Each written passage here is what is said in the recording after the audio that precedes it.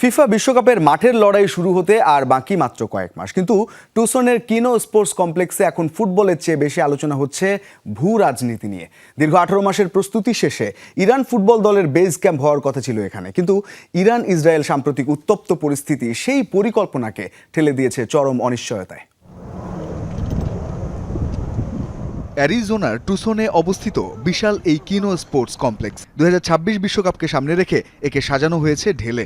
গত মাসে ঘোষণা করা হয়েছিল ফিফা র্যাঙ্কিংয়ের 20 নম্বরে থাকা ইরান দল তাদের বেস ক্যাম্প হিসেবে বেছে নিয়েছে এই ভেন্যুকে। কিন্তু সপ্তাহখানেক আগে শুরু হওয়া ইরান ইসরায়েল সংঘাত এবং ইরানের সর্বোচ্চ নেতার মৃত্যুর পর পাল্টে গেছে দৃশ্যপট।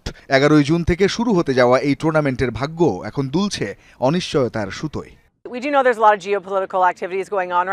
আমরা জানি বর্তমানে অনেক ভূরাজনৈতিক অস্থিরতা চলছে, তবে আমরা প্রতিদিন ফিফার সাথে যোগাযোগ রাখছি। এখন পর্যন্ত ইরানের আসার পরিকল্পনা ঠিক আছে এবং আমরা তাদের স্বাগত জানাতে প্রস্তুত। টানা চতুর্থবারের মতো বিশ্বকাপে কোয়ালিফাই করা ইরান এবার আছে গ্রুপ জিতে। লস অ্যাঞ্জেলেস এবং সিয়াটলে তাদের 3টি ম্যাচ খেলার কথা, কিন্তু রাজনৈতিক এই ডামাডোলে যদি শেষ পর্যন্ত ইরান না আসে তবে বড় ধরনের অর্থনৈতিক ধাক্কার মুখে পড়বে অ্যারিজোনা। দীর্ঘ 1.5 বছরের কঠোর পরিশ্রম বৃথা যাওয়ার আশঙ্কায় স্থানীয় আয়োজকরা, তবে হাল ছাড়ছেন না এফসি টুসনের প্রতিষ্ঠাতা জন পার্লম্যান। আমাদের লক্ষ্য হলো যা আমাদের নিয়ন্ত্রণে আছে তা ঠিক রাখা। যে দলই আসুক না কেন তারা যেন এখানে নিরাপদ বোধ করে। আমরা চাই তাদের কেবল খেলোয়াড় হিসেবে দেখতে, যারা এখানে খেলাধুলা এবং নিজেদের দেশের প্রতিনিধিত্ব করতে এসেছে। আয়োজকরা আশাবাদী হলেও স্থানীয় ব্যবসায়ীদের মধ্যে কাজ করছে শঙ্কা।